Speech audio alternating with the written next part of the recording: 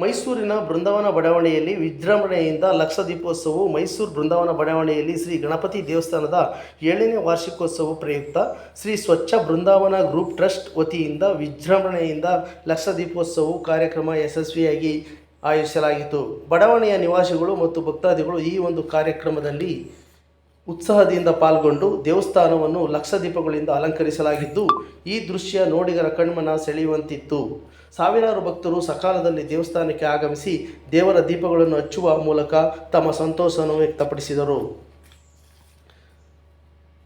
ಮತ್ತು ದೇವರ ದರ್ಶನ ಪಡೆದು ಪುನೀತರಾದರು. ಕಾರ್ಯಕ್ರಮದ ಕೊನೆಯಲ್ಲಿ ಭಕ್ತಾದಿಗಳು ಪ್ರಸಾದ ವಿತರಣೆ ಮಾಡಲಾಯಿತು. ಗಣ್ಯರು ಭಾಗಿಯಾಗಿದ್ದು, ಈ ಧಾರ್ಮಿಕ ಮತ್ತು ಸಾಂಸ್ಕೃತಿಕ ಕಾರ್ಯಕ್ರಮದಲ್ಲಿ ಸ್ವಚ್ಛ ಬೃಂದಾವನ ಗ್ರೂಪ್ ಟ್ರಸ್ಟ್ ಅಧ್ಯಕ್ಷರಾದ ಶ್ರೀ ಸುಧಾಕರ್ ಅವರು ಮುಖ್ಯವಾಗಿ ಭಾಗವಹಿಸಿದರು.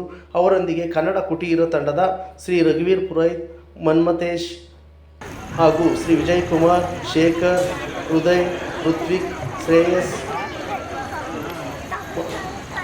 ಶೇಖರ್, ಮುರಳೀಧರ್ ಮತ್ತು ಬಾಳೇಸ್, ಅಜಂತಾ ಹಾಗೂ ಶಾರದಾ ಮುಂತಾದವರು ಭಾಗಿಯಾಗಿದ್ದರು.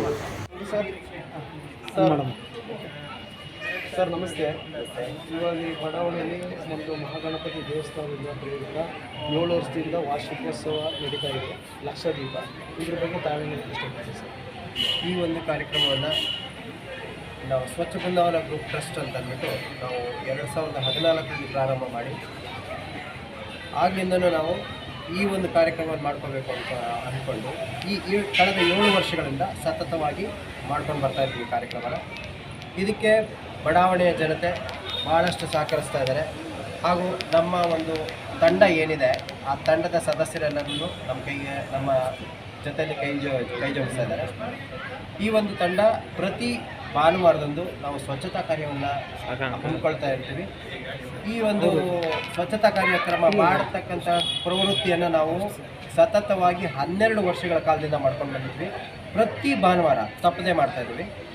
ಹಾಗಾಗಿ ನಾವು ಜನಗಳ ಹತ್ತಿರದಲ್ಲಿ ಸಂಪರ್ಕದಲ್ಲಿದ್ದೀವಿ. ಜನ ನಮಗೆ ಸಹಕರಿಸಿ ಇಷ್ಟರ ಮಟ್ಟಿಗೆ ಬೆಳೆಸಿದ್ದಾರೆ. ನಮಗೆ ಕಾರ್ಪೊರೇಷನ್ನಿಂದ ನಮಗೆ ಒಂದು ಸ್ವಚ್ಛ ಬೃಂದಾವನ ಗ್ರೂಪ್ ಟ್ರಸ್ಟು ಈ ಒಂದು ನಗರದಲ್ಲಿ ಪ್ರಥಮ ಬಾರಿಗೆ ಪ್ರಶಸ್ತಿಯನ್ನು ಪಡೆದಂಥ ಒಂದು ಸಂಘ. ಅದೇ ರೀತಿಯಲ್ಲಿ ನಾವು ಈ ಒಂದು ಉದ್ಯಾನವನ ಏನಿದೆ, ನಮ್ಮ ಮಹಾಗಣಪತಿ ದೇವಸ್ಥಾನದ ಪಕ್ಕದ ಉದ್ಯಾನವನ ಏನಿದೆ, ಅದು ಕನ್ನಡ ಕುಟೀರ ಅಂತ ನಾವು ಹೆಸರಿಟ್ಟಿದ್ದೀವಿ. ಈ ಒಂದು ಉದ್ಯಾನವನವನ್ನು ನಾವೇನೇ ದತ್ತು ತೊಗೊಂಡು ನಾವು ಇದನ್ನು ಮೇಂಟೈನ್ ಮಾಡ್ತಾಯಿದ್ದೀವಿ.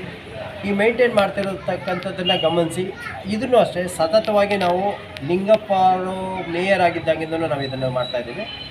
ಹಾಗಾಗಿ ಅದನ್ನು ಅವರು ಪರಿಗಣಿಸಿ ಈಗ ಮುಂದಿನ ವಾರದಲ್ಲಿ ನಾವು ಮಾಡಿರ್ತಕ್ಕಂಥ ಈ ಕಾರ್ಯಕ್ಕೆ ಅವರು ಒಂದು ಪ್ರಶಸ್ತಿಯನ್ನು ನಮಗೆ ಘೋಷಣೆ ಮಾಡಿದ್ದಾರೆ.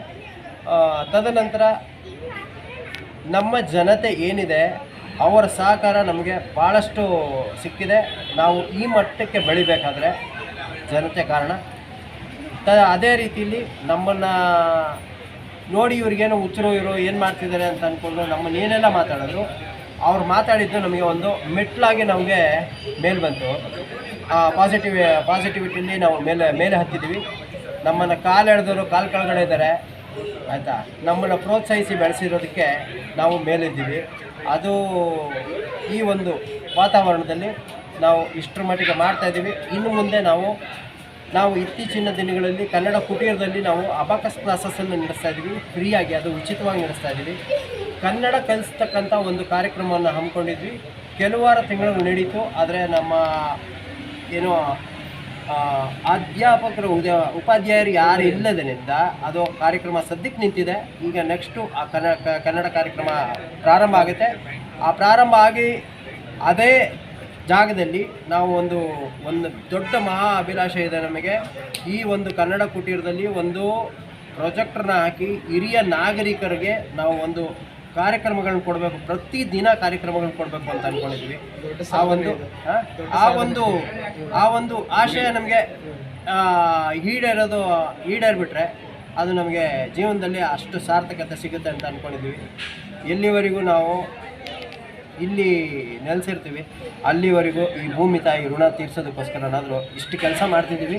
ಅದು ಅಷ್ಟಾಗಿ ಕಾಣ್ತಿದೆ ಎಲ್ಲರಿಗೂ, ಅದರಲ್ಲಿ ಏನೂ ಇಲ್ಲ. ನಮಗೆ ನಾವು ಮಾಡ್ತಿರೋ ಕಾರ್ಯಕ್ರಮದಲ್ಲಿ ನಮಗೆ ಆತ್ಮತೃಪ್ತಿ ಇದೆ. ದಯವಿಟ್ಟು ಮೈಸೂರು ನಗರದಲ್ಲಿ ಇರ್ತಕ್ಕಂಥ ಜನ ಏನಿದ್ದೀರಿ, ನೀವು ನಿಮ್ಮ ಬಡಾವಣೆಗಳಲ್ಲಿ ಆದಷ್ಟು ಅಳಿಲು ಸೇವೆ ಅಂತ ಅಂದ್ಬಿಟ್ಟು ಒಂದು ಕಾರ್ಯಕ್ರಮ ಮಾಡಿ, ಇದೇ ರೀತಿ ಕಾರ್ಯಕ್ರಮ ಮಾಡಿ ಗ್ರೂಪ್ ಬೆಳೆಸ್ಕೊಳ್ಳಿ, ಎಲ್ಲರಿಗೂ ಅವೇರ್ನೆಸ್ ಕೊಡಿ, ಜನಗಳಿಗೆ ಅವೇರ್ನೆಸ್ ಕೊಡಿ. ನಾವು ಇದೇ ರೀತಿಯಲ್ಲೇ ನಾವು ಈಗ ಒಂದು ಪ್ಲ್ಯಾನ್ ಮಾಡ್ತಾ ಇದ್ದೀವಿ, ಅದು ಇನ್ನೂ ಬಂದಿಲ್ಲ. ನಾವು ನಗರಾದ್ಯಂತ ನಗರದಲ್ಲಿ ಎಲ್ಲೆಲ್ಲಿ ಕೇಂದ್ರಗಳಿರುತ್ತೆ ಆ ಕೇಂದ್ರಗಳಲ್ಲಿ ಹೋಗಿ ಒಂದು ವಿನಮ್ರತೆಯಿಂದ ನಾವು ಸ್ವಚ್ಛತೆ ಮತ್ತು ಪ್ಲಾಸ್ಟಿಕ್ಕನ್ನು ಯೂಸ್ ಮಾಡಬೇಡಿ ಮತ್ತು ಆಹಾರ ಪದಾರ್ಥಗಳನ್ನು ಅನಾವಶ್ಯಕವಾಗಿ ವೇಸ್ಟ್ ಮಾಡಬೇಡಿ ಅಂತಕ್ಕಂಥ ಒಂದು ಅಭಿಯಾನ ಸ್ಟಾರ್ಟ್ ಮಾಡಬೇಕು ಅಂದ್ಕೊಂಡಿದ್ದೀವಿ. ಅದಕ್ಕೆ ಜನಗಳ ಸಹಕಾರ ನಮಗೆ ಮುಖ್ಯವಾಗಿದೆ. ಮಾಡಿಕೊಂಡು ಅತಿ ಶೀಘ್ರದಲ್ಲೇ ಆ ಕಾರ್ಯಕ್ರಮಗಳನ್ನು ಪ್ರಾರಂಭಿಸ್ತೀವಿ. ನಿಮ್ಮ ಸದಸ್ಯರು ಎಷ್ಟಿದ್ದೀರಿ ಸರ್? ನಾವು ಕಮೆನ್ಸ್ ಮಾಡಿದಾಗ ನಮಗೆ 32 ಜನ ಸದಸ್ಯರು, ಸಮಾನ ವಯಸ್ಕರು ಮತ್ತು ಹಿರಿಯರು ಜಾಸ್ತಿ ಇದ್ದರು. ಈಗ ನಮ್ಮ ಸಂಖ್ಯೆ ಕುಸಿದಿದೆ 22 ಜನ. ಯಾಕೆ ಅಂತಂದರೆ ಈ ಇತ್ತೀಚಿನ ದಿನಗಳಲ್ಲಿ ಆರೋಗ್ಯ ಸಮಸ್ಯೆ ಅಂತಲ್ಲ, ಜನಗಳಿಗೆ ಏನು ಅಂತಂದರೆ ತಳುಕು ಬಳಕು ಇರೋ ತಾವ ಜನ ಹೋಗ್ತಾರೆ. ಈ ಥರ ಕಾರ್ಯಕ್ರಮಗಳು ಮಾಡಬೇಕು ಅಂತಂದರೆ ಜನ ಬಂದು ಸೇರಲ್ಲ, ನಮ್ಮ ಕೈ ಸೇರಿಸಲ್ಲ. ಯಾರು ಅಂತಂದರೆ ಭಾಳ ಯೋಚನೆ ಮಾಡಿ ನಾವು ಇದರಲ್ಲಿ ವಾಸಿಸ್ತಾ ಇದ್ದೀವಿ, ನಾವು ಒಂದು ಏನಾದರೂ ಒಂದು ಸೇವೆ ಮಾಡೋಣ ಅಂತಕ್ಕಂಥವ್ರು ಮಾತ್ರ